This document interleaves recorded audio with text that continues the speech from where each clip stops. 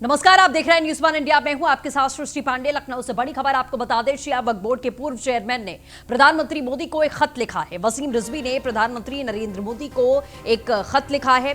Places of worship act 1991 को समाप्त करने की मांग की गई है। पत्र के साथ में देश की 9 मस्जिदों की सूची भेजी गई है। मंदिर तोड़कर मुगल काल में मस्जिद बनाए जाने की रिजवी ने बात कही है। कांग्रेस ने कट्टरपंथी संगठनों को खुश करने के लिए यह एक्ट बनाया था। रिजवी ने कहा हिंदुओं की धार्मिक संपत्तियां उनको वापस मिलनी चाहिए। ये वसीम रिजवी का साफ तौर पर उन्होंने अपने खत के जरिए ये बात लिखी है। तो ये मामला उठा कहां से, ये भी आपको बता देते हैं। इससे पहले रामलला विराजमान की जो तमाम तस्वीर केस चला, बड़ा फैसला आया, वो सब कुछ आपने देखा और अब श्री कृष्ण जन्मभूमि को लेकर यही आवाज उठ रही है। सुनिए। मेरे द्वारा भारत के प्रधानमंत्री जी को एक प्रस्ताव भेजा गया है जिसमें the places of worship act 1991, जो कांग्रेस की हुकूमत ने मुस्लिम कट्टरपंथी संगठनों को खुश करने के लिए और मुगलों द्वारा भारत के प्राचीन पवित्र मंदिरों को तोड़कर बनाई गई अवैध मस्जिदों को सुरक्षा प्रदान करने के लिए बनाया गया था, को समाप्त करने की गुजारिश की है। मुगलों द्वारा तोड़े गए प्राचीन सभी मंदिरों को मुगलों के शासन काल से पहले जैसी स्थिति में लाया जाए, इसके लिए कानून बनाए जाने की जरूरत है। मैंने मुख्य रूप से वो अवैध मस्जिदें जो मंदिरों को तोड़कर बनाई गई हैं का विवरण भी अपने प्रस्ताव में लिखा है। हम एक लोकतांत्रिक मुल्क में रहते हैं। हिंदुओं के साथ में मुगलों द्वारा की गई जुल्म और ज्यादती तो वापस नहीं की जा सकती, लेकिन उनकी धार्मिक संपत्तियां जो मुगलों ने तोड़ी हैं उन्हें वापस हिंदुओं को सौंपा जाना भारतीय बहुसंख्यक हिंदू समाज के साथ में न्याय होगा। जी हाँ, चलिए। News one India associate editor Brajesh Shrivastava ji हमारे साथ लगातार न्यूज रूम से लाइव जुड़ चुके हैं। ब्रजेश जी, प्लेसेस ऑफ वर्शिप एक्ट 1991 जो कि कहीं ना कहीं जो श्री कृष्ण जन्मभूमि का मामला अब निकल कर आया है उसमें रोड़ा बन रहा है, क्योंकि कोर्ट साफ तौर पर अपनी बात स्पष्ट कर चुका है। अब ये वसीम रिजवी की तरफ से जो खत लिखा गया उसमें कहा गया कि कांग्रेस पार्टी ने कहीं ना कहीं इसको कट्टरपंथियों को जस्टिफाई करने के लिए, उनको और मजबूत करने के लिए इस एक्ट को पारित किया था। अब क्या लगता है आपको कि आखिरकार ये आवाज जो अब धीरे धीरे करके उठ रही है, क्या ये आने वाले समय में एक बड़ा आंदोलन का रूप ले सकती है? देखिए सृष्टि, सबसे बड़ी बात यह है कि जिस तरीके से अयोध्या में राम जन्मभूमि का मसला कोर्ट द्वारा सुलझाया गया, उसके बाद अब मथुरा का मुद्दा उठा है जब कृष्ण जन्मभूमि का मुद्दा कोर्ट गया है।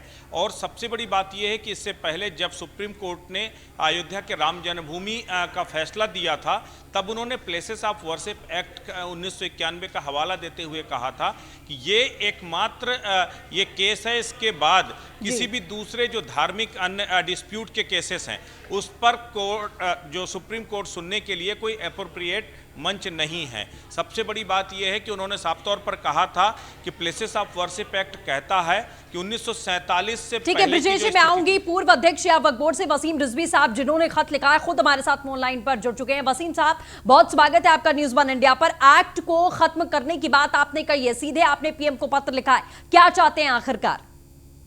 देखिए, जो एक्ट खत्म इसलिए होना जरूरी है कि ये जारती है जी। मुगलों ने एक जुल्म किया, पवित्र मंदिरों को तोड़ा, हिंदुस्तान की संस्कृति को बर्बाद किया और पवित्र मंदिरों को तोड़कर एक इमारतें बनाई। अब हिंदुस्तान आजाद हुआ तो एक कांग्रेस ने एक ऐसा एक्ट बना दिया कि जिससे जो उन्हीं ने जुल्म और ज्यादती की थी वो सुरक्षित रहे। तो भाई जो चीज आपकी थी नहीं, ठीक है, आपको एक्ट बनाने की जरूरत क्या थी? वो कानून तय करता, आपकी बातचीत से मामले तय हो जाते। बाबरी मस्जिद का और जो राम जन्मभूमि का केस चल रहा था वो सबूतों के आधार पर तय हो गया या नहीं तय हुआ? जिसकी जो चीज थी उनको मिल गई। अब आप ये जाती करें कि नहीं साहब, अब जो मुगल कर गए हम उसको सुरक्षित रखेंगे, तो ये अच्छी बात नहीं है। ये किसी धर्म के साथ की भावनाओं से खेलना है। ये किसी धर्म की जो संपत्तियां हैं उनको जो छीन ली गई है उनको अपने कब्जे में बरकरार रखना है, एक विवाद को जिंदा रखना है। ये जी, तो मैंने इसी को लेकर एक पत्र लिखा है कि पहले ये एक्ट खत्म किया जाए और वो तमाम मस्जिदें जो पहले मंदिर थी उनका मुगलों से पहले का जो स्वरूप था वो बहाल किया जाए। ठीक है, ब्रजेश जी बने हमारे साथ लगातार। ब्रजेश जी, आपके कोई सवाल हो तो आप पूछ सकते हैं। वसीम रिजवी साहब, सबसे बड़ी बात यह है कि प्लेसेस ऑफ वर्शिप एक्ट जो 1991 में बनाया गया था वो इस उद्देश्य से बनाया गया था कि कम से कम आज़ादी के बाद देश में जो तमाम धार्मिक डिस्प्यूट हैं वो खत्म हो जाएं। सबसे बड़ी बात यह है कि अगर प्लेसेस ऑफ वर्शिप एक्ट खत्म हो जाएगा तो दोनों तरफ से कहीं ना कहीं दावेदारियां बढ़ जाएंगी, और दावेदारियां बढ़ेंगी उसके साथ डिस्प्यूट भी बढ़ेगा। तो क्या इसका भी कोई फार्मूला सुझाया है क्या कि कोई कम्युनल डिस्प्यूट ना हो, अमन चैन कायम रहे, और इसके साथ ही जो दावे हैं वो फिर चाहे काशी की बात हो, मथुरा की बात हो, अयोध्या का तो मसला सॉल्व हो ही गया, वो भी अपने आप में सॉल्व हो जाए? आप ये मानते हैं कि काशी हो या मथुरा हो, ये पहले मंदिर थे जिनको मुगल शासन काल में तोड़कर मस्जिदें बनाई गई, ये आप पहले मानते हैं या नहीं मानते? बिल्कुल वसीम रिजवी साहब, 100% मानते हैं। आप लेकिन मानते हैं। अब आप एक बात ये बताइए, इस एक्ट ने जुल्म बिल्कुल ठीक है। प्रोटेक्शन दिया है या नहीं दिया है? वसीम साहब, माफी के साथ मैं आपको रोक रही हूँ। ब्रजेश जी आपके पास वापस आएंगे। चक्रपाणी महाराज हमारे साथ में जुड़ चुके हैं, हिंदू महासभा से अध्यक्ष हैं। चक्रपाणी जी, बहुत स्वागत है आपका न्यूज वन इंडिया पर। राम मंदिर के बाद में अब मथुरा और काशी की बात जिस तरीके से हो रही थी, आवाज बुलंद हो रही है। रिजवी साहब ने खत में लिखा है कि एक्ट को खत्म करना चाहिए, क्या कहेंगे आप सर? देखिए, रिजवी साहब एक जिम्मेदार नागरिक है देश के, और वो जानते हैं इस स्थिति को कि मुगलों ने जिस प्रकार से आकर के यहाँ पे हिंदू मंदिरों को तोड़ने का काम किया, और जग जाहिर है इतिहास में कभी उसको मिटाया नहीं जा सकता। और इन्होंने तो मंदिरों को तोड़ के किस प्रकार से मुगलों ने वहाँ पे मस्जिद का ढांचा तैयार किया, तो निश्चित रूप से वो खत्म होनी चाहिए, वो हटने चाहिए। और जो इन्होंने सूची दिया बिल्कुल ठीक किया है, और हम इनका अभिनंदन करते हैं। निश्चित रूप से काशी और मथुरा मुक्त होने चाहिए, क्योंकि जो विदेशी आक्रांता आकर के और यहाँ पे जो आपसी फूट डालने का काम किया, तो ये समय है कि इसमें वो किया जाए। राम मंदिर में भी वसीम जी का काफी अच्छा सहयोग रहा और बहुत बड़ा योगदान रहा इनका। तो ऐसे जब देश के लोग बाहर निकलते हैं, सामने आते हैं, तो निश्चित रूप से कठिन से कठिन भी मार्ग जो है प्रशस्त हो जाया करता है। तो बहुत सराहनीय है। और अखिल भारत हिंदू महासभा खुद इसके लिए यात्रा जन जागरण करने वाला था, लेकिन राम मंदिर निर्णय के बाद, लेकिन तब तक कोरोना आ गया, तो इस वजह से हो गए। लेकिन हमारी पूरी देश भर के संगठन जो है इसके लिए तैयारी कर रहे हैं, और जैसे ही होगा तो इसके लिए यात्रा जन जागरण और कानूनी जो भी लीगल कार्रवाई होगी इसके लिए किया जाएगा, ताकि ये जो कोड है, जो इस तरह की ढांचे हैं, ये खत्म हो। ठीक है चक्रपाणी महाराज जी, क्या भूमिका आप लोगों की रहने वाली है? क्योंकि राम मंदिर से अगर हम कंपेयर करें तो कहीं ना कहीं सही नहीं होगा। राम मंदिर का पूरा एक आंदोलन चला है, कई वर्षों तक बहुत संघर्ष हुआ है, उसके बाद में जाकर यह मामला इस तरीके से निकल कर आया, जिसमें टेंट में रामलला विराजमान थे, उनको आखिरकार अब उनकी जगह मिली। लेकिन इस पूरे मामले में कृष्ण जन्मभूमि की बात करें तो कोर्ट में पहले भी मामला जा चुका है और सीधे तौर पर इसको खारिज कर दिया गया था, और राम मंदिर का फैसला आने के बाद सुप्रीम कोर्ट सीधे अपनी बात कह चुका है कि अब ऐसे किसी भी धार्मिक मसले पर यह मंच नहीं है कि कोर्ट में यह मामले की सुनवाई हो। तो कैसे इतने टेक्निकल पॉइंट्स हैं, कैसे आप लोग आगे बढ़ेंगे आप काशी मथुरा को लेकर? नहीं, देखिए ऐसा देखिए आप एक बात तो समझ लीजिए कि ये परिस्थितियां उस समय क्या थी जब कोर्ट में खारिज हुआ, जब कानून बना दिए गए कि कुछ जो आजादी के बाद के जो है उस पे कोई विवादित धार्मिक स्थल उस पे कुछ नहीं होगा, तो वो सब परिस्थितियां उस समय की अलग थी। लेकिन अब तो हर कुछ संभव है। हाँ। और किया जा सकता है, और देश की भावनाएं जहाँ पे आहत होती है तो उसमें अगर कुछ ऐसे कानून भी है तो उसके लिए भी संशोधन करने के लिए सरकार आगे आती है। तो ऐसा नहीं, कानूनी रूप से पहले तो कोर्ट में मामला जाएगा, कोर्ट से नहीं होगा तो इसकी सरकार इसको करेगी, और उसमें करना भी चाहिए। और लेकिन उसके लिए जन जागरण क्या हो सकता है? हर व्यक्ति जब कहीं ना कहीं जब हम देखते हैं उन चीजों को कि मुगलों ने जिस प्रकार से मस्जिद खड़े कर दिए हमारे मुख्य धार्मिक स्थानों पे खास तौर से, तो ये बड़ा एक गुलामी मानसिकता उसमें झलकता है और होता है। तो ये तो हम संविधान के दायरे में रहते हुए हम इसके लिए जन आंदोलन भी करेंगे, हम जन जागरण भी करेंगे, हम कानूनी भी चीजें देखेंगे, और सरकार से भी आग्रह करेंगे। जैसे रिजवी साहब ने पत्र भेजा अखिल भारत हिंदू महासभा की तरफ। ठीक है चक्रपाणी महाराज, आप बने रहे हमारे साथ में। मकसूद अली साहब हमारे साथ में, मौलवी साहब जुड़ चुके हैं। मकसूद साहब, बहुत स्वागत है आपका न्यूज वन इंडिया पर। रिजवी साहब ने साफ तौर पर खत लिखा है, 9 मस्जिदों की सूची भी उन्होंने जारी की है कि जो अवैध तरीके से निर्माण किया गया है उसे सीधे तौर पर जो प्लेसेस ऑफ वर्शिप एक्ट है 91 का, उसे खत्म करना चाहिए, और जो जिसकी संपत्ति रही है या भगवान की बात कर लें, जहां पर जिसको विराजमान होना चाहिए वो फिर से होना चाहिए। सर कैसे देख रहे हैं आप? जी देखिए, मैं ये अर्ज करना अर्ज करना चाहूंगा आपसे जी कि मथुरा गंगा जमुना तहजीब का मरकज है। जी मथुरा के लोग, हाँ चाहे वो हिंदू हो या मुसलमान, जी वो सब के सब अमन पसंद हैं। वसीम रिजवी जैसे शर पसंद लोग हमेशा फितने और फसाद की बात किया करते हैं। और रहा सवाल श्री कृष्ण जन्मभूमि और शाही मस्जिद ईदगाह का, हाँ तो ये दोनों इमारतें, दोनों इबादतगाहें हिंदुस्तानी नहीं, हिंदुस्तान के बाहर रहने वाले तमाम इंसानों के लिए मोहब्बत का पैगाम है। लिहाजा मैं ये अर्ज करना चाहूंगा कि मथुरा पुरअमन फिजा में किसी तरह का जहर घोलने की कोशिश न की जाए। और वसीम रिजवी जैसे साहब तो हर दौर में ईमान फरोश लोग हुए हैं। इन लोगों का तो काम ही यही है और हम इनके अमल की, इनकी कारकर्दगी की मजम्मत करते हैं।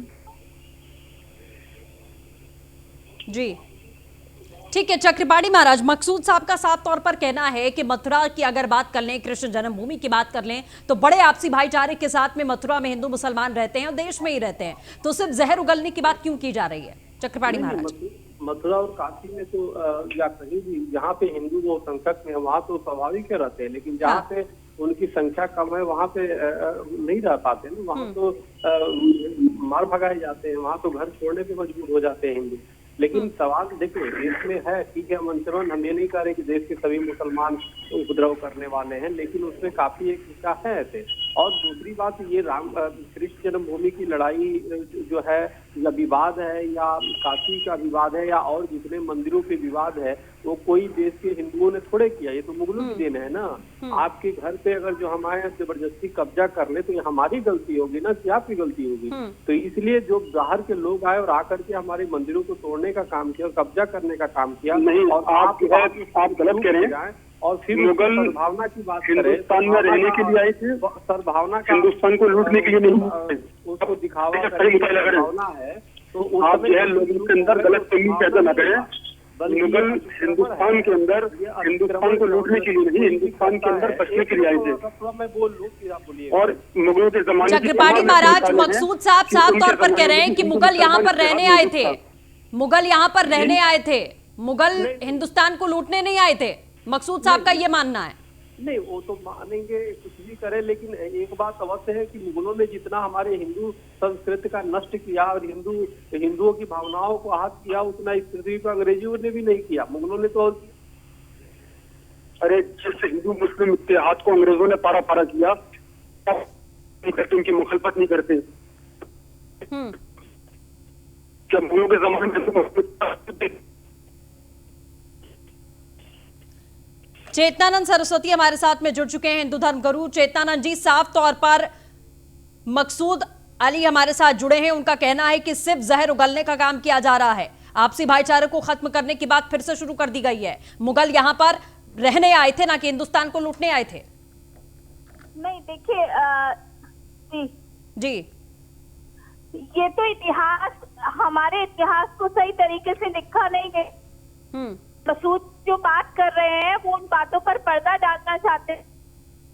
तैमूर लंग, राजा दाहिर को हराने वाला जी व्यभिचार हमारी महिलाओं ने झेला है और किस तरीके से हम लोगों की नशेस हत्याएं कर दी गई। और कश्मीर इसका ताजा उदाहरण है। कश्मीर में 1990 में जिस तरीके से हिंदुओं का जेनोसाइड हुआ, वो स्पष्ट बताता है कि इस्लाम के जो पैरोकार थे वो सिर्फ भारत को लूटने के लिए यहाँ पर आए थे। इसके अलावा उनकी और कोई भी मंशा नहीं थी। मंदिरों को नष्ट कर दिया गया। क्या मुगलों ने इंसाफ नहीं दिया? उदाहरण है। आप हिस्ट्री का मुतायला करें, देखिए किस तरीके आप हिस्ट्री का मुतायला करें कि बनारस के अंदर औरंगजेब के जमाने में पंडित लालाराम को इंसाफ किसने दिया? उनकी बेटी शकुंतला को इंसाफ किसने दिया? में रही है, ये इतिहास गवाह है। इस आपके पास में सिर्फ मुगलों के खिलाफ इल्जाम तराशी, मैं हिमायत नहीं करता मुगलों की, लेकिन मैं इंसाफ की बात करता हूं। मकसूद साहब, आप हिमायत ही तो कर रहे हैं सर। क्या तांडव मचाया गया था, वो तस्वीर क्या आपको नहीं पता? आपने तो इतिहास पढ़ा होगा सर, आपको मालूम होगा। उसके बावजूद भी आप हिमायत ही कर रहे हैं कि मुगल यहाँ पर आराम से रहने आए थे, देश को लूटने नहीं आए थे। ब्रजेश जी का एक बार रुक कर लेते हैं, काफी देर से हमारे साथ जुड़े हुए हैं। ब्रजेश जी, जिस तरीके की बातचीत यहाँ लगातार चल रही है, एक बार फिर से वही दौर याद आ रहा है जो राम मंदिर के समय इसी तरीके का वाद विवाद होता था। मुगलों की हिमायत करते हुए तमाम मौलवी हमें दिखाई देते थे और हिंदू धर्म गुरुओं की सीधे यही बात होती थी कि जो हमारा अधिकार है, जो हमारा धर्म कहता है वो होना चाहिए। ये आपको क्या लगता है कि उसी रास्ते पर, उसी ट्रैक पर चलता हुआ दिखाई दे रहा है? ब्रजेश जी आऊंगी मैं, मकसूद साहब मैं आऊंगी इसके बाद। हिंदू और मुसलमान का नहीं है सवाल, यहाँ हक और हुकूक का है। सबसे बड़ी बात यह है कि जो बात वसीम रिजवी साहब ने कही, ये बात वाकई में सच है कि अगर कोई व्यक्ति आपके घर में आकर के आपकी जगह पर कब्जा कर लेता है और आप ये कहिए कि देखिए हम अमन चैन कायम रखें इसलिए हम दावा ना करें, तो ये भी तो गलत है। आप अगर आप ये मानते हो कि हिंदुस्तान में जो मंदिर या फिर जो प्राचीन, जो चाहे वो कृष्ण जन्मभूमि की बात हो, काशी विश्वनाथ की बात हो, अयोध्या में राम जन्मभूमि हो, इनके सैकड़ों हजारों साल पुराने ऐतिहासिक धार्मिक तमाम दस्तावेज ये बाकायदा मौजूद हैं और ये बताते हैं कि ये इनके जन्म स्थान थे, ये देव स्थान थे, तो ये मुगलों के आने से पहले भी यहाँ पर थे। तो अगर यहाँ पर मुगल आकर के उन्होंने यहाँ पर मस्जिदें बनाई, यहाँ पर आकर के उन्होंने तोड़ फोड़ की, तो बाकायदा ये बात तो तय है ना कि आपने मंदिरों को तोड़कर या धार्मिक स्थानों को तोड़ करके वहां पर अपनी मस्जिदें दूसरी चीजें बनाई। तो अगर आज उस पर दावे हो रहे हैं तो उसमें गलत नहीं है। कल दौर आपका था तो आपने उस पर किया, और आज मुगलों के दावे को, मुगलों के किसी अतिक्रमण पर अगर आज हिंदुस्तान की कोई भी रियाया अगर उस पर दावा करती है तो उसको किसी मुसलमान के खिलाफ नहीं देखा जाना चाहिए, क्योंकि सबसे बड़ी बात यह कि जो मुगल आक्रांता थे, आज जो मुस्लिम कम्युनिटी है वो सब इसी हिंदुस्तान से आई हुई तमाम वो कौम थी। क्या मुगल यहां पर आकर के उन्होंने जो है अपने साथ कितने लोगों को लेकर के आए थे?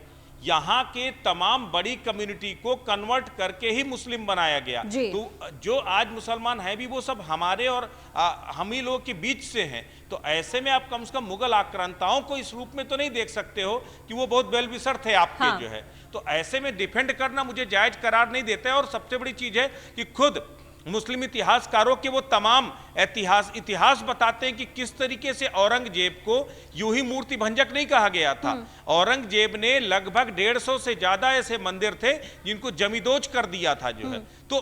तो वो इतिहास क्या झुठला देंगे आप? बिल्कुल। अगर नहीं तो फिर क्यों नहीं, अगर मंदिरों को तोड़ करके मस्जिदें वहां पर काबिज की गई थी तो क्यों नहीं उस पर हिंदुओं को अपना दावा करना चाहिए? तो ये कम्युनल राइट्स वाली बात नहीं है, कम्युनल डिस्प्यूट वाली बात नहीं है, बल्कि बात उस मुद्दे की है कि अगर आपने हमारा घर छीना था तो अगर हम अपने घर पे दावा कर रहे हैं तो उसमें गलत क्या है? अब उसमें जरूरत पड़ने पर अगर कानून बदल सकता है तो बदलना चाहिए। बिल्कुल। मकसूद साहब बने हमारे साथ। मकसूद साहब, सुना होगा आपने सारी बात। आखिरकार जो इतिहास में गलतियां हुई हैं उसे अगर सुधारा जा रहा है, उसे सही करने की कोशिश की जा रही है, तो इसमें हिंदू मुसलमान की बात क्यों आती है सर? मकसूद साहब, इतिहास को सही तरह से पेश करना चाहिए जी। सबकी हम सबको और खास करके मीडिया की